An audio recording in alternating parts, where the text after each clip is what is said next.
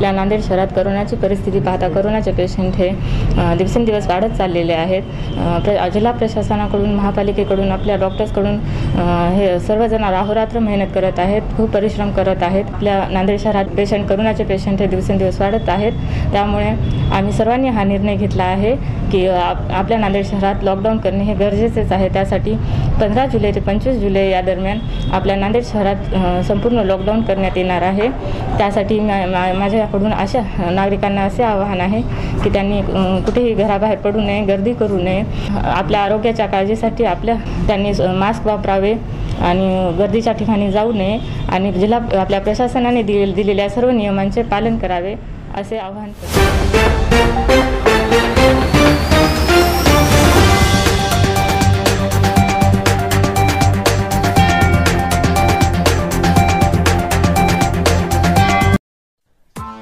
Press the bell icon on the YouTube app and never miss another update.